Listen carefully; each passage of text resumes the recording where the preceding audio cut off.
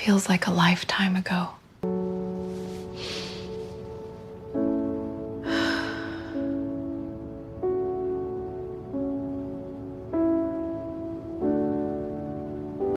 The second phone wasn't hidden very well. It wasn't locked inside a drawer. It wasn't buried under receipts or stuffed into the trunk of a car. It was sitting inside her husband's gym bag, and it was still warm. Imani Lindquist noticed it by accident. She had only gone looking for his car keys. The gym bag rested beside the kitchen island, half open, with a towel hanging over the zipper. She reached inside without thinking, and her fingers touched something smooth that didn't belong. Not his phone, a different one. No case, no wallpaper, no name attached to it, just a black screen reflecting her own confused expression. For a moment, she convinced herself there had to be an explanation. Maybe one of his coworkers had forgotten it. Maybe somebody at the gym had asked him to hold onto it. Maybe there was a perfectly ordinary reason for a stranger's phone to be sitting among her husband's things. Then the screen lit up. One message, one sentence. She still doesn't know. Are we really doing this to her? And suddenly, the entire house felt different. The kettle was still boiling. The television in the living room was still running. Outside, children were laughing somewhere down the street. But inside that kitchen, time seemed to stop. Because some messages don't raise questions, they answer them. Imani would later say that the most painful part wasn't discovering that her husband had lied. It was realizing that whatever the truth was, somebody else had known it for years. Somebody had watched her smile, watched her trust, watched her build a life she believed was real, and said nothing. What she was about to uncover wasn't just an affair. It wasn't even just a betrayal. It was a secret so carefully protected, so deeply woven into the fabric of her marriage, that exposing it would force everyone involved to choose between honesty and the lives they had spent years constructing. By the time the truth surfaced, one marriage would end. One friendship would be revealed as something else entirely, and a little boy, completely innocent in all of it, would become the reason a broken woman tried, for a while, to forgive the unforgivable. This is the story of Imani Lindquist, the woman who thought she knew the two people she trusted most in the world, and the terrible price she paid for discovering that she never truly knew either of them at all. If you met Imani Lindquist for the first time, you would probably ask about her name. People always did, and she always laughed before answering. Her father was Swedish, her mother was Brazilian. She grew up between Stockholm winters and long summers in Sao Paulo, learning early that home could exist in more than one place at once. She spoke two languages without thinking about it. She celebrated different traditions with equal affection. She learned how to belong everywhere and nowhere at the same time. Maybe that was why she became the kind of person people felt safe around: warm, patient, steady. The sort of woman who remembered birthdays without needing reminders. The sort of friend who checked in days after everyone else had already moved on. The sort of person who still believed honesty mattered, even in a world that constantly rewarded convenience. As a pediatric nurse, she carried that same gentleness into her work. Children trusted her quickly. Parents trusted her even faster. She remembered which little boy hated needles but loved dinosaur stickers. Which little girl refused medicine unless somebody sang to her first? She knew that sometimes healing had less to do with medicine and more to do with making people feel less alone. And perhaps because she spent her days witnessing pain, she valued truth with almost stubborn intensity. To Imani, love meant partnership, no secrets, no hidden rooms, no alternate versions of reality existing just beyond her reach. She truly believed that if two people were honest enough with each other, they could survive almost anything. Then she met Irene Kowalski. The first thing people noticed about Irene was how quiet he was. Not cold, not distant, just quiet. He listened longer than most people talked. He thought before answering questions. And when he laughed, it always felt earned. A structural engineer by profession, he approached life the same way he approached buildings. Carefully, methodically, making sure every piece supported the next. Imani used to joke that marrying him felt like marrying certainty itself. He was dependable, predictable, safe. He remembered small things: the anniversary of her father's passing, the exact coffee order she wanted after difficult shifts, the songs she played whenever she felt homesick for Brazil. He burned breakfast more often than any grown man reasonably should, insisting that cooking simply wasn't one of his gifts. Secretly, Imani suspected he enjoyed hearing her complain about it.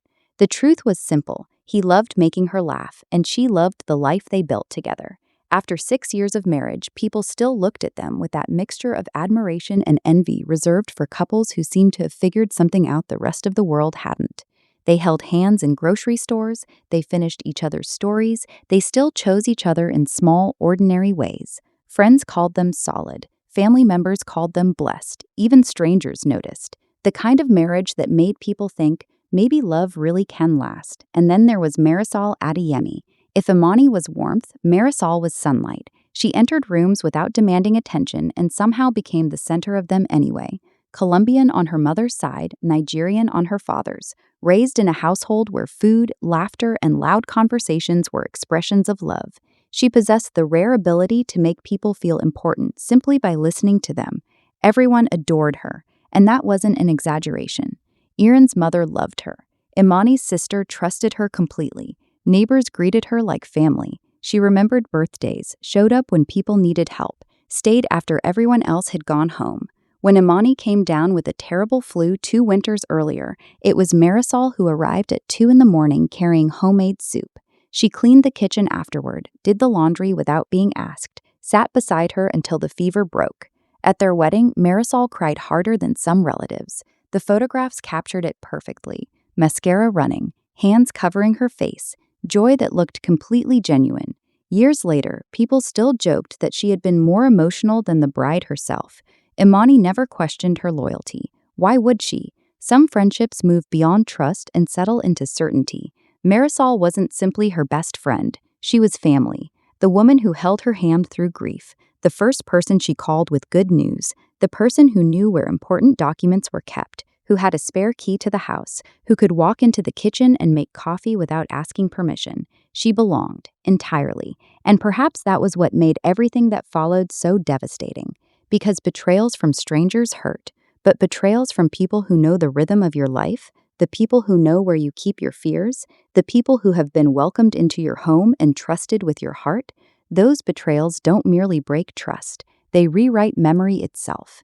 Years later, Imani would struggle to remember which moments had been real. The laughter, the celebrations, the long conversations over dinner, the comforting hugs during difficult times. Had any of it meant what she believed it meant? Or had she been the only person in the room who didn't know the story everyone else was already living? At the time, of course, she knew none of that. At the time, she believed she had a devoted husband, a loyal friend, and a life built on foundations strong enough to survive anything. She was wrong. She just didn't know it yet. The first instinct was denial. Imani must have read the message wrong. That was the thought she held onto as tightly as she could. People don't abandon logic immediately when their lives begin to crack. They bargain with reality first. They search for harmless explanations. They convince themselves that fear is overreacting. So she put the phone back into the gym bag. She made coffee. She sat at the kitchen counter, and she waited for Iran to come home. The entire time, her mind kept returning to that single sentence. She still doesn't know. Are we really doing this to her? Not him, her. Somebody was being protected. Somebody was being deceived. And whoever had sent that message clearly believed the deception had gone on for a very long time. When Iran walked through the front door that evening, nothing about him seemed unusual. He kissed her forehead, asked about her shift at the hospital, complained about traffic. The same man, the same voice, the same ordinary routine. It made everything worse, because evil, she would later learn, rarely announces itself. Most of the time, it arrives wearing familiar clothes. She didn't confront him immediately. Instead, she asked a simple question. How was the conference? Iran didn't hesitate. Long, boring, too many presentations. What hotel did you stay at? He answered that too, quickly, naturally, without pausing to think. The details came so easily that for one terrifying moment, Imani wondered whether she had truly imagined everything. Then she mentioned the phone, and silence entered the room. Not dramatic silence, not the kind from movies, just a small human pause, barely 2 seconds, but 2 seconds long enough to destroy 6 years of certainty. His face changed, only slightly, enough. The explanations began immediately. A coworker, someone forgot it. He was holding on to it. Nothing strange, nothing important. Too many words, too quickly, and Imani knew. Not the whole truth, but enough to understand that whatever stood between them now was bigger than a misplaced phone. The next morning, while Irene was showering, she turned the device on again, no password, almost as if secrecy had grown so comfortable that caution no longer felt necessary. There were only a handful of conversations. Most had been deleted, but fragments remained: dates, photographs, mentions of doctor appointments, discussions about money, and one image that stopped her breathing. A little boy, dark curls, bright eyes, a missing front tooth, no older than 4. Underneath the picture was a message: "He keeps asking when you'll come to his school play." Another message followed: "You promised him this time." Imani stared at the screen. School play, promises, expectations. The language wasn't unfamiliar. It was the language of family, of routine, of someone who belonged. She wanted the answer to be another woman. As painful as that thought was, it still belonged to a world she understood. Affairs happened, people lied, marriages broke. Terrible things, yes, but familiar things. What she uncovered instead was something far more complicated. The woman wasn't a stranger, it was Marisol. The photographs confirmed it, the messages confirmed it, and suddenly years of memories rearranged themselves into something unrecognizable. The weekend trips Marisol occasionally took without explanation, the freelance contracts Irene mentioned whenever money seemed unusually tight, the birthdays they attended every year for a little boy everyone referred to as the son of one of Marisol's distant relatives. Imani had bought presents, wrapped them herself, signed cards, love from your favorite auntie. She had held that child in her arms. She had laughed with him. She had never once imagined she was standing inside a lie. When the confrontation finally came, the truth emerged slowly, not because anyone wanted honesty, but because maintaining the lie had become impossible. The little boy was Marisol's son, and Irene was his father. According to the story Irene had told for years, it had happened before the wedding. One terrible mistake, one drunken night, one moment of weakness that should never have followed them into marriage. He insisted it meant nothing, that he chose Imani, that he always chose Imani. The child, he claimed, changed nothing about the love he felt for his wife. So they buried it, quietly, carefully, methodically, and then they kept burying it for 4 years. 4 years of secret financial support disguised as business transactions. 4 years of shared custody hidden behind elaborate explanations. 4 years of Marisol entering Imani's home, sitting at her table, accepting her trust. 4 years of conversations built upon information only 2 people in the room possessed. The cruelty wasn't contained in a single betrayal. It lived inside repetition, inside birthdays, inside holidays, inside ordinary Tuesdays. Every time Marisol asked about work, every time Irene kissed his wife goodbye, every time they looked into Imani's eyes and allowed her to remain the only person who didn't know. And perhaps the most painful realization of all was this: the secret had required cooperation, not one lie, thousands of them. Small lies, practical lies, the kind that become habits, the kind people stop noticing because they've repeated them for so long. By the time Imani finally saw the truth, everyone else had already learned how to live with it. She was the only person still shocked, the only person still grieving the version of reality that had died the moment she opened that second phone. The confrontation happened on a Thursday. Not because Imani planned it that way, not because she wanted the timing to mean something, but because human lives keep moving, even when they are about to fall apart. People still go to work, they still answer emails, they still buy groceries, and sometimes they sit across from the 2 people who betrayed them and ask questions they already know will ruin everything. She asked Marisol to come over that evening. No explanation, just a text. "Can you come by tonight? I need to talk to both of you." Marisol replied within minutes, "Of course, is everything okay?" The concern in those words almost made Imani laugh, almost. By 7 o'clock, all 3 of them were sitting in the living room that had hosted birthdays, movie nights, holiday dinners, and countless conversations about trust, loyalty, and love. The same room, the same furniture, an entirely different reality. Imani placed the second phone on the coffee table. No speeches, no dramatic accusations, just the phone. Silence settled over the room. Marisol saw it first. The color drained from her face. Irene closed his eyes. And in that instant, before anyone spoke, Imani understood something that would stay with her forever. The burden of truth had never belonged to them. They had already adjusted to it. She was the only one carrying its full weight for the first time. "How long?" she asked. Nobody answered. Her voice remained calm, too calm. "How long have both of you been lying to me?" Still nothing. Then Irene exhaled. The sound wasn't relief, it was surrender. Imani, no, she cut him off. Answer the question. 4 years. The number entered the room and stayed there. 4 years. Long enough for habits to form, long enough for guilt to become routine, long enough for people to stop seeing themselves as liars and start seeing themselves as protectors of something complicated. Imani waited for an apology, a real one, the kind that arrives without conditions, without explanations, without self-defense. It never came. Instead, Irene leaned forward and spoke with the exhausted frustration of a man defending decisions he had justified to himself 1,000 times. What was I supposed to do, he asked. Blow up our entire life over one mistake before we were even married? The words landed with a terrible finality, not because they were convincing, but because they revealed exactly how he understood the damage. To him, the betrayal wasn't years of deception, it wasn't shared secrets, it wasn't allowing his wife to build a life on false foundations. The betrayal, in his mind, would have been telling her. As though honesty itself had been the greater cruelty. Imani stared at him. She almost didn't recognize the man speaking.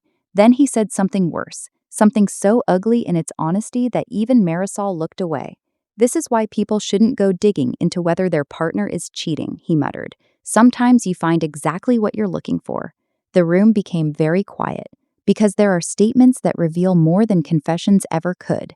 That sentence told Imani everything. The entitlement, the resentment, the belief that ignorance might have been preferable to truth, as if her pain existed because she discovered the betrayal, not because it happened. She turned toward Marisol, her friend, her sister in everything except blood. Surely, somewhere inside all of this, there had to be remorse. There had to be grief. There had to be an acknowledgement of what had been destroyed. Instead, Marisol folded her arms. Years of exhaustion surfaced all at once. You think I wanted this? She asked. You think raising a child alone was some kind of victory? Her voice shook, not with guilt, with old resentment. You got the wedding, Imani. You got the house. You got the man I had wanted for years. The words hung in the air. I had wanted. Past tense, yet somehow not entirely past. You got the fairy tale, she continued. I got responsibility. I got secrecy. I got to explain to a little boy why his father couldn't always be there. She looked directly at Imani. I don't owe you a confession for surviving the situation I was left in. And there it was, not an apology, a justification, not regret, a ledger, as though suffering had canceled betrayal, as though pain itself granted permission. Imani realized with a kind of cold horror that both of them had spent years constructing stories in which they were the injured parties. Neither saw themselves as villains. Neither believed they had truly wronged her. They had merely made difficult choices, necessary choices, human choices, and somehow she was expected to understand.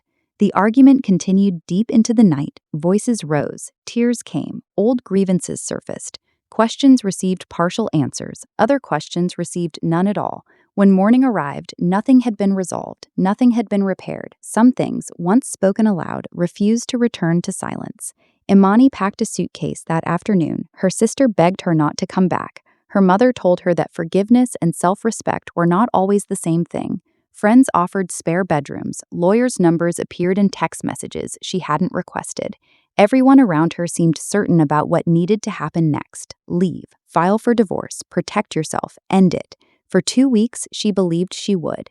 And then she thought about the boy, the little boy with dark curls and a missing front tooth, the child who had never lied to her, the child who called her auntie with complete sincerity, the child who had inherited a disaster he did not create. Against every piece of advice she received, she went back. Not because she trusted Irene, not because she forgave Marisol, but because she couldn't convince herself that an innocent child deserved to lose yet another adult who cared for him.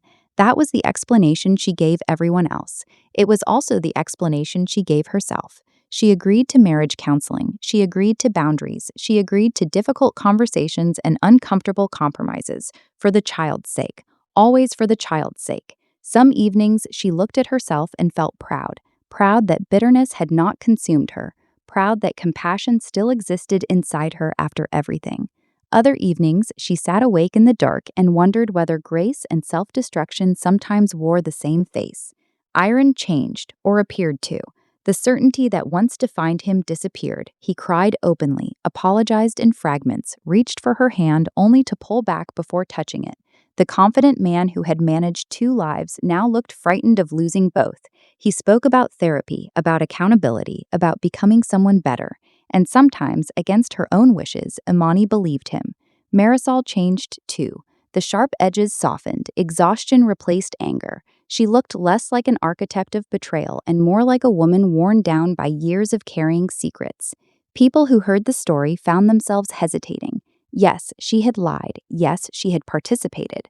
But she had also raised a child largely alone. She had sacrificed. She had endured. Sympathy remained possible, and that ambiguity complicated everything.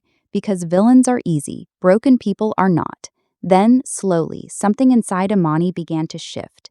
The grace that once impressed everyone around her started taking different forms. She visited Marisol's apartment without warning, claiming she wanted to check on the boy. She introduced herself to his preschool teacher as his stepmother. She froze the joint account through which Irene sent support payments, insisting financial discussions needed legal clarity first. Each action made sense on its own. Each action carried justification. Yet together they suggested something deeper: control. Perhaps she wanted answers, perhaps she wanted fairness, or perhaps, after years of being the only person without power, she wanted to feel what power tasted like. And for the first time since discovering the truth, a difficult question emerged. When someone has been deeply wronged, how much damage are they permitted to cause while trying to reclaim themselves? By then, nobody involved remained entirely recognizable. Not the husband, not the friend, not even Imani. The betrayal had changed all of them. The only uncertainty left was how much more truth remained hidden beneath everything they thought they already knew. For a while, Imani convinced herself that she knew the whole truth. It was ugly, it was devastating, but at least it was complete. One mistake before the wedding, one child, 4 years of cowardice, 4 years of lies. Human beings can survive terrible truths if they believe there is an end to them. What destroys people is discovering that the ground beneath the truth is still collapsing. The question came to her on an ordinary afternoon, simple, almost harmless. She wanted to understand the timeline, not to argue, not to reopen wounds, just to know. She told herself that healing required facts, that forgiveness, even unfinished forgiveness, could not exist alongside uncertainty. So she asked for the boy's birth certificate. Nobody objected. Why would they? The secret was already out. There was nothing left to hide. At least, that was what everyone believed. The document arrived 2 days later. Imani sat alone at the dining table, the same table where she had celebrated birthdays, the same table where Marisol had laughed over homemade dinners, the same table where Irene had once reached across and promised her that honesty would always matter more than comfort. She looked at the date, then she looked again and again. Numbers don't lie, people do. Her breathing slowed. The calculations began automatically. Months, weeks, memories, hospital visits, anniversaries. She grabbed her phone, opened old photographs, scrolled through messages she hadn't read in years, and little by little, the impossible became undeniable. The child had not been conceived before the wedding, not even close. He had been conceived 8 months into her marriage, 8 months. The lie at the center of everything wasn't merely false, it was foundational. Every act of forgiveness she had attempted rested upon a timeline that never existed. The affair hadn't happened before their vows. It had happened after, during them, inside them. And then another memory surfaced, one she had spent years trying not to revisit: the miscarriage. Even now, she couldn't think about it without feeling a hollow ache somewhere beneath her ribs. She remembered the hospital room, the fluorescent lights, the silence that followed the doctor's voice, the unbearable stillness of driving home afterward. She remembered waking up in the middle of the night and finding Iran sitting beside her, holding her hand, whispering that they would survive this, that grief was something they would carry together. For years, that memory had remained sacred, proof that whatever flaws existed in their marriage, he had been there when she needed him most, unshakable, loving, present. But dates are merciless, and dates do not care about cherished memories. The week the child was conceived was the same week she lost her baby, the same week she was hospitalized, the same week she believed her husband never left her side. He had left. Not every night, not long enough for anyone else to notice, but long enough to be somewhere else, with someone else. The realization didn't arrive dramatically. No screaming, no shattered glass, just a silence so profound that it seemed to drain the air from the room. Because grief changes shape when betrayal enters it. The miscarriage had always belonged to her and Iron, a tragedy shared, a wound endured together. Now even that memory felt occupied by another person. Even that pain no longer belonged solely to them. When she confronted Iron, he denied it at first. Instinct, habit, the reflex of a man who had spent years surviving through selective honesty, until eventually, faced with dates he could not explain away, he stopped talking, and silence became its own confession. Imani had spent months trying to understand how good people could make terrible choices. She had tried to hold compassion alongside anger. She had tried to believe that shame, fear, and responsibility had tangled together into something deeply human. But this was different. This required planning. This required intention. This required looking at a grieving wife and choosing deception anyway. Then came Marisol, the final piece, the piece that shattered everything else. Imani asked her one question. Just one. Did you know I was pregnant? The answer did not come immediately. Marisol looked away, and in that movement alone, Imani understood. She had known. She had known about the pregnancy, known about the hospital visits, known about the fear, known about the excitement that had existed before grief replaced it. She knew. The woman who brought soup, the woman who cried at the wedding, the woman who held Imani while she mourned. She had known all of it, and still she continued. Nothing about that realization fit inside the story Imani had been trying to tell herself. Marisol was supposed to be complicated, sympathetic, a woman trapped by consequences she never intended. But intentions matter less when choices are repeated, and this had been a series of choices, one after another, year after year. She had not remained close out of guilt. She had remained close by design, close enough to know everything, close enough to monitor the marriage from within, close enough to become indispensable, the trusted friend, the honorary sister, the safe person. Every birthday attended, every holiday celebrated, every tear wiped away, every reassuring embrace. The intimacy itself had become part of the deception, and suddenly old memories rearranged themselves. Conversations that once felt innocent acquired new meanings. Jokes that seemed harmless now carried hidden edges. Moments of support began to resemble acts of proximity, carefully maintained access to a life she had never fully released. The betrayal was no longer simply that Marisol had slept with Irene. It was that she had remained, that she had occupied the role of loyal friend while helping sustain the lie, that she had accepted love and trust from the very person she was deceiving, the person everyone admired most, the person nobody ever suspected, the person who always showed up. She had been there from the beginning, and for the first time, Imani understood why the truth felt heavier than ordinary infidelity. Affairs happen in secret. This had happened in plain sight, inside family dinners, inside celebrations, inside years of shared memories. The architecture of deception had not been built in darkness. It had been built under bright lights, surrounded by laughter, sustained by people who smiled and passed the salt across the table. And when the final pieces settled into place, Imani realized something even more devastating. The marriage she had spent months trying to save had ended long before she found the second phone. She had simply been the last person informed. The strange thing about discovering the full truth is that it doesn't always create anger. Sometimes it creates clarity, and clarity can be far more dangerous. The night Imani learned that the affair had continued during her marriage, during her pregnancy, during her grief, she didn't scream. She didn't throw things. She didn't demand explanations, because explanations belonged to an earlier version of her, the woman who still believed there was a misunderstanding waiting to be untangled. That woman was gone.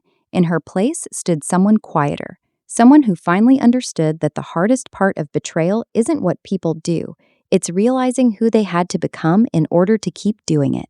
The next morning, she made breakfast. Coffee, toast, eggs, the same routine she had followed for years. Irene walked into the kitchen expecting another conversation, another chance, another attempt at repairing what remained. Instead, he found his wife sitting calmly at the table. The divorce papers rested beside her coffee cup. He stared at them, then at her, and for the first time since all of this began, genuine fear crossed his face. Not fear of being discovered, not fear of judgment, fear of finality. Imani, his voice broke. We can still fix this. She looked at him for a long moment. The man she had loved was still there. Familiar eyes, familiar hands, familiar voice. But love, she had learned, cannot survive indefinitely on memories of who someone used to be. Fix what? She asked softly. The marriage ended years ago. He tried everything: apologies, promises, therapy, accountability. He spoke about becoming better, about being honest from now on, about starting over. But starting over requires a place to begin, and there was nothing left that hadn't already been touched by deception. The miscarriage, the friendship, the family gatherings, the ordinary moments she once treasured. Even her grief had been shared with people who knew more than they admitted. There was no untouched ground on which to rebuild. The divorce moved forward quietly. No public accusations, no dramatic social media posts, no attempt to destroy him. People expecting vengeance found something far more unsettling: indifference. Imani simply stopped carrying a burden that was never hers to bear. She stopped defending him, stopped protecting secrets, stopped pretending endurance was the same thing as love. And in doing so, she left Irene alone with the full weight of his choices. For years, he had tried to keep everything: a wife, a child, a lover, a friendship circle intact. He convinced himself that careful management could preserve all the pieces, that if he lied well enough and loved hard enough, nobody truly had to lose. Instead, he lost everyone. Imani was gone, not angrily, not dramatically, just gone. The absence hurt more than conflict ever could. The woman who once filled their home with music and laughter now existed only in photographs and memories he could no longer revisit without shame. And Marisol? For a brief moment, it looked as though she had finally won. The man she had wanted for years was no longer married. No barriers remained, no vows stood between them. The future she once imagined had finally arrived. Only reality rarely resembles desire, because people who begin in secrecy often discover that secrecy leaves permanent marks.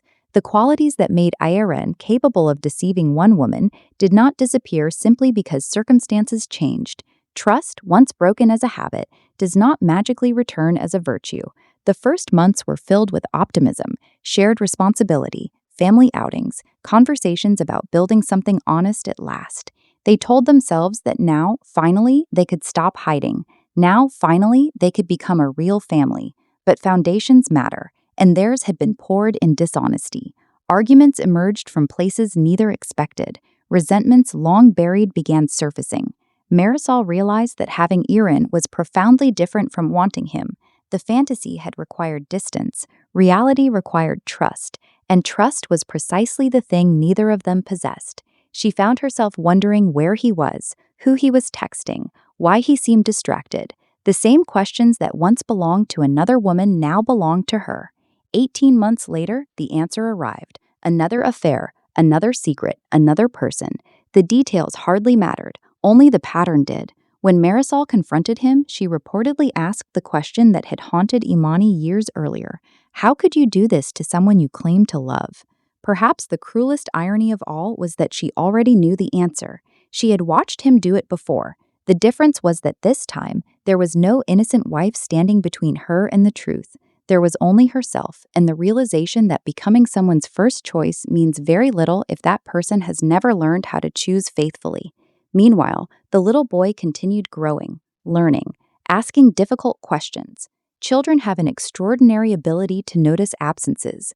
One afternoon, he asked his father why Auntie Imani never visited anymore. Irene struggled to answer. How do you explain betrayal to a child without teaching him to distrust love itself? How do you confess that the people who raised him made choices they cannot undo? There are no rehearsed speeches for moments like that, only silence, only regret, only consequences unfolding in real time. Imani heard about none of it directly. By then, she had begun building a different life, slowly, carefully, without grand declarations. Healing, she discovered, rarely announces itself. It arrives quietly, in ordinary moments. The first evening you laugh without guilt. The first morning you wake up and don't immediately remember what was taken from you. The first time you realize that peace feels unfamiliar because chaos had become normal. She returned to work, spent more time with her sister, started saying no without apologizing for it. The people who loved her noticed subtle changes: a stronger voice, clearer boundaries, a willingness to leave rooms that no longer deserved her presence. She was not the same woman who found the second phone. Grief had altered her, truth had altered her, but survival had altered her too. Months later, at her sister's wedding, she stood near the edge of the dance floor while the newlyweds swayed beneath soft lights. Music drifted through the reception hall. Families laughed, glasses clinked together. Life, stubborn as ever, continued moving forward. Someone asked if she was all right. Imani smiled, and this time the smile was genuine, not because the pain had disappeared, not because forgiveness had erased anything, but because she finally understood something that had taken years to learn. Losing people who betray you is not always a tragedy. Sometimes it is the beginning of returning to yourself. She watched her sister dance with the man she loved and felt something she hadn't expected to feel again. Hope. Quiet, careful, hard-earned hope. And for the first time since opening that second phone, she allowed herself to believe that whatever came next belonged entirely to her.